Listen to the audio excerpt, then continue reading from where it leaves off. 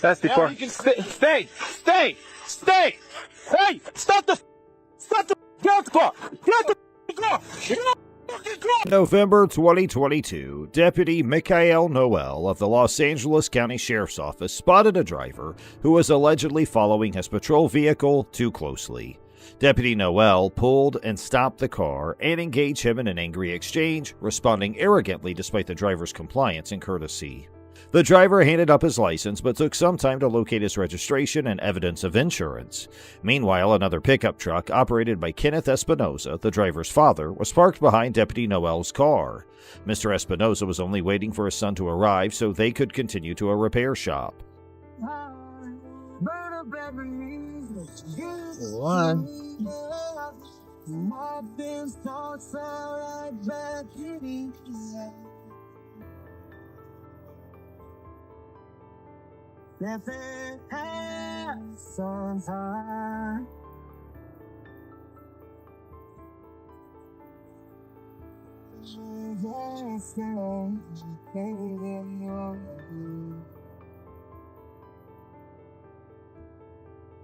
Okay, when you find that, stay in the vehicle, your registration and insurance. I'll be back. After checking the driver's information, Deputy Noel informed him that he was being ticketed for following too closely under Colorado law, which is a Class A traffic offense. Yeah, I'm recording. Did you find it? Good. No, I didn't. You didn't find it? No, you didn't have any sticker problem. You banging on my door. So you didn't find your insurance or registration? I ain't got any insurance. Right here. Okay. All right. You're getting a citation, so go ahead and close your door. I don't care if I'm stuck. Besides that, just nigga, bullies. No. As Deputy Noel returned to his patrol vehicle to give the citation, another officer, Lieutenant Henry Trujillo, arrived and began arguing with Mr. Espinoza. Despite Mr. Espinoza's explanation that he was waiting for his son, both cops asked him to leave. Mr. Espinoza obeyed and began driving away, but Deputy Noel decided to cause trouble by holding onto the vehicle's door handle and demanding him to stop. Surprisingly, Deputy Noel drew out a service revolver and pointed at Mr. Espinoza, demanding that he exit the vehicle. Do you always stop behind cops when they pull people over? I ain't just stopped right behind you. Okay, you don't need to be here. I ain't You don't need right to be behind here, you, okay? sir. You need to go. No, I Okay. don't. I'm waiting on my son. All right, He's fine. my ride back to Wilson. Leave. Leave. That's before. Yeah, you can Stay! Hey! Stop the car! Get out the car! Get out the car! Get out the car! What are you gonna do? You gonna? SD4, give me the radio. Get out the car! Get out the car! Get out the fuck car! Get out the car! Get out the car! Get out the car! Get out the car! Lieutenant Trujillo also uses taser on Mr. Espinoza while questioning the cops about their behavior. Hey, Now, get out Get out the car! And they don't have to get out of the car. Yeah. He physically restrained Mr. Espinoza by yanking on his arm, preventing him from opening the door. It's on his office. Don't pull away from me. I'm not. You're gonna get lit up. I'm not. Okay, you're gonna get You're lit up. breaking my arm, man. Hold on, I'm gonna get out. Despite his lack of resistance, Deputy Noel tased Mr. Espinoza many times. Lieutenant Trujillo then handcuffed, manhandled, and tased in the face and threw Mr. Espinoza into a police van where the door crashed into his leg. Get in the God Now. damn, I'm fucking. Now, I'm fucking. Get in the. Fuck. You know. This is ridiculous. Happy force. Take it hard. God damn, I don't fit. happy What the fuck goes?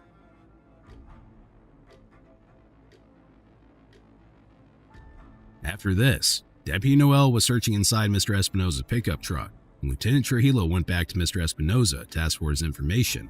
In response, Mr. Espinoza said that he refuses to answer questions. This apparently triggered Lieutenant Trujillo and sent him on a power trip as he aggressively pulled Mr. Espinoza out of the patrol vehicle, and all three officers on the scene dragged him on the ice violently. While being searched, Following that, Deputy Noel examined Mr. Espinoza's pickup truck while Lieutenant Trujillo requested Mr. Espinoza's information. When Mr. Espinoza refused to answer questions, Lieutenant Trujillo roughly took him out of the patrol vehicle, and all three officers dragged him violently onto the ice while searching him. Mr. Espinoza complained about having taser pins placed into his lip, causing visible damage to his mouth. What's your date of birth? Don't answer questions. Take me to jail. You're going to jail. Call my attorney. Call your attorney. Okay. You're going to jail. You're going to get charged further if you don't give us the information we need. It's okay.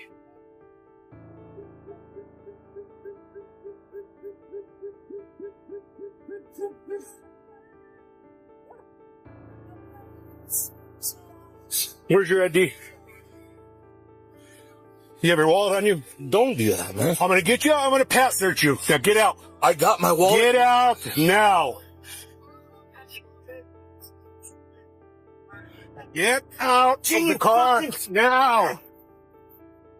Get out the car. Okay. God Okay. damn. This is how it's going to work.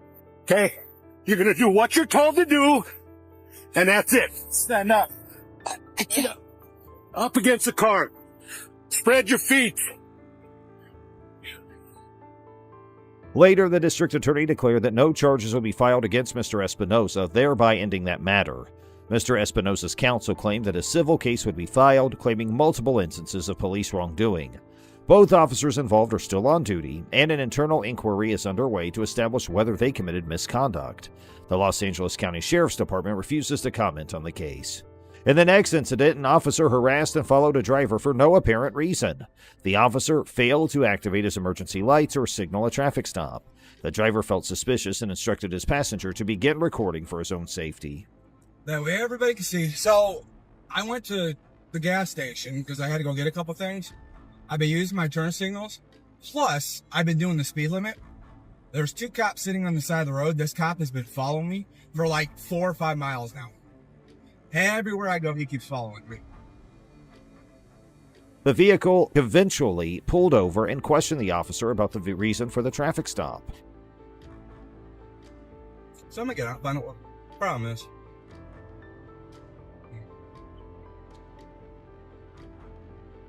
So he turned his lights on as soon as we pulled up here.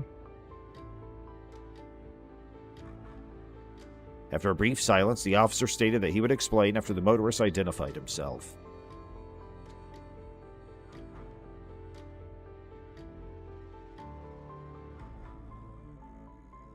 So I just took my seatbelt off. The motorist, invoking his constitutional rights, declined to furnish identification in the absence of legal justification for the stop.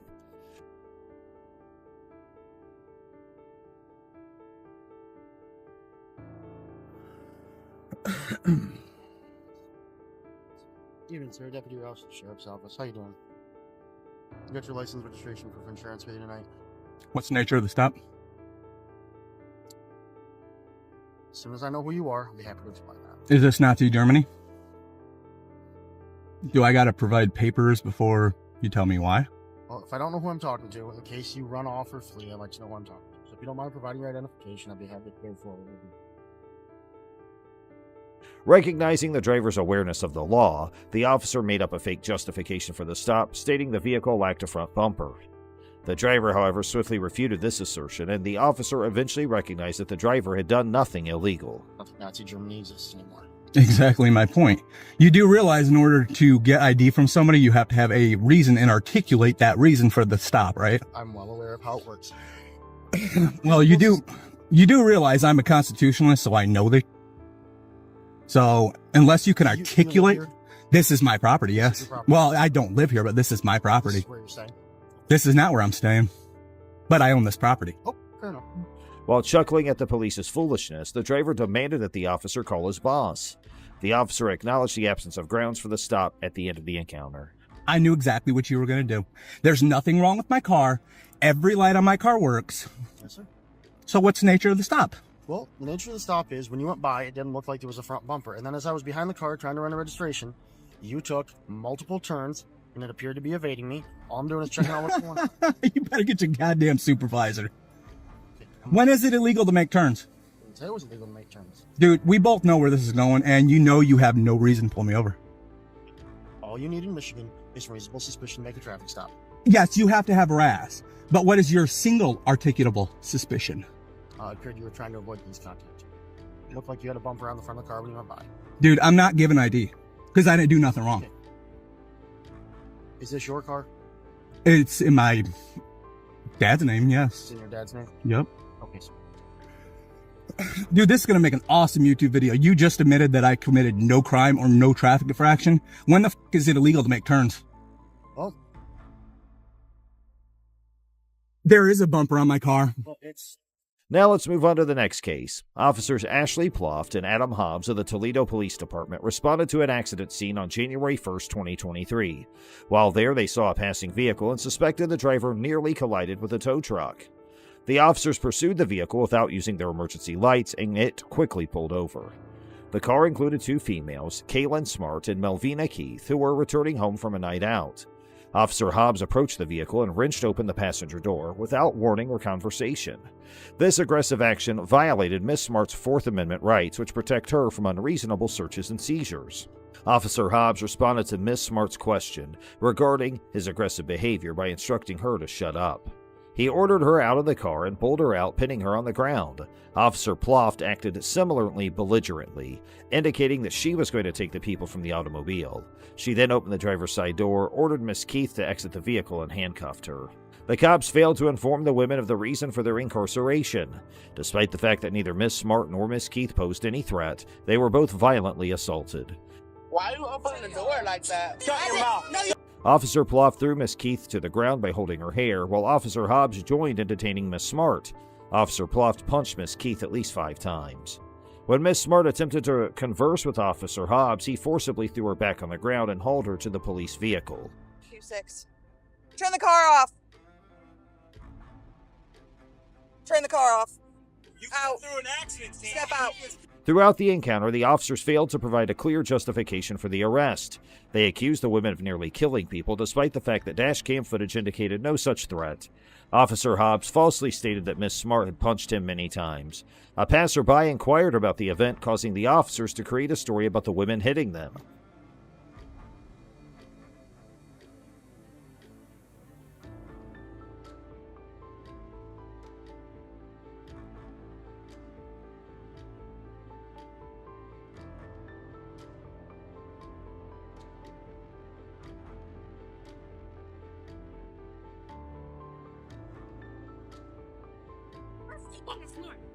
Let go of my hand! On my mother! Guess what? This isn't right. Officer Hobbs even claimed the women had smashed into a tow truck, contradicting his first account of a near miss. Oh, I'm so lit for this. Peter bruised my face up, smashed me into the ground. Is this nigga okay? It's how is he allowed to be working? This shit is crazy. And you smashed my head against the car. Miss Smart and Miss Keith were escorted to the Lucas County Correction Center, where Officer Hobbs and Officer Ploft were seen laughing and joking before escorting them inside. Damn, you just killed people? Was banging my head against the car. Yeah, it sure the f was. Because you had no other. Because you had my hand. I don't know where my handcuff keys are. Mine's right by And hey, Post the most abuse. The women were charged with various offenses, but not with assaulting an officer. Officer Hobbs attempted to explain his use of force by claiming he utilized joint manipulation and strikes to gain control of Miss Smart.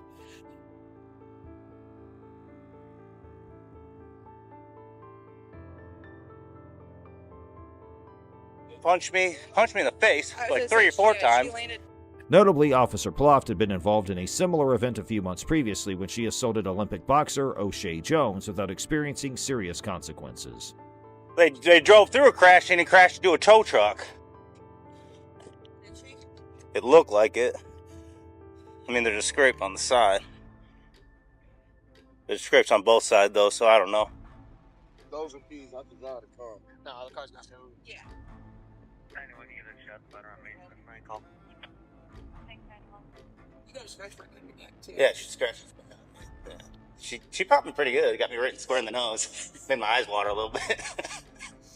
She paid for it, though. I was gonna say my finger might be broken. Yeah, the bite probably hurt the most. We'll see. Officer Ploft and Officer Hobbs were both placed under investigation by the Toledo Police Department 3 months after the event on April 29, 2023. The government has 100 days to conduct the inquiry and take appropriate measures. Enforcers of law who are tasked with maintaining public order, protecting individuals and property, and preventing and investigating crimes. That is what being a police officer means, or at least that's what they are trying to do. Instances have aroused where police officers have misused their authority, employed excessive force, and violated people's rights, particularly those from marginalized communities, leading to distrust and fear of law enforcement. Are they subjected to such power? What are the legal repercussions for them, however? And most of all, would they be treated differently when compared to the masses? Join us as we take a closer look at two of the most uncanny cases that could make question the judicial system as a whole. Our first case kicks off with the case of Harold Hill, which is just a perfect example of how our justice system can go wrong. This case definitely checks all the boxes, including a horrific rape and murder, as well as a mishandled conviction, you name it. So then what went about? Let's start with the so-called beacons of justice, Kenneth Bordeaux and John Halloran, the detectives who were assigned to the case and the beacons of law. They were the ones who managed to extract a confession from Peter Williams, who was later discovered to have been in custody when the crime was committed. How did they even produce a fabricated confession from someone who wasn't even present? Hill claims he was physically and mentally tortured until he confessed to crimes he didn't commit. Is this the kind of conduct we anticipate from our law enforcement personnel? The trial itself was held when Hill was 31 years old, despite the fact that he was only 16 at the time of the crime and was therefore tried as an adult. At this point, it's just not fair, and it's incomprehensible what Hill is going through. Given that neither of the defendants had a criminal history prior to the incident, this is an intriguing move by the prosecution. Hill and Young were given a life without parole sentence after the jury found them guilty of the murder. However, 13 long years later, DNA tests showed that neither of the defendants' cellular components found under Kathy Morgan's fingernails, nor the hair found at the crime scene matched either of them. Imagine the sheer suffering Hill endured for something he didn't do. It continues to amaze me how Hill managed to hang on to his life. The prosecutors disputed the findings despite this evidence, claiming that the hairs had nothing to do with the crime and that the cellular material might have come from sweat or drool that the recovery teams had left behind. Even in the face of such overwhelming evidence, it's shocking that the prosecutors were so resistant. Young was killed in a hit-and-run incident shortly after Harold and Young were finally let out of jail. This almost leads us to believe that this is almost a plot to clip both of them. Hill, on the other hand, accused the city of Chicago, the police, and the two detectives involved in the case of coercing a confession and violating his civil rights in a complaint he filed against them.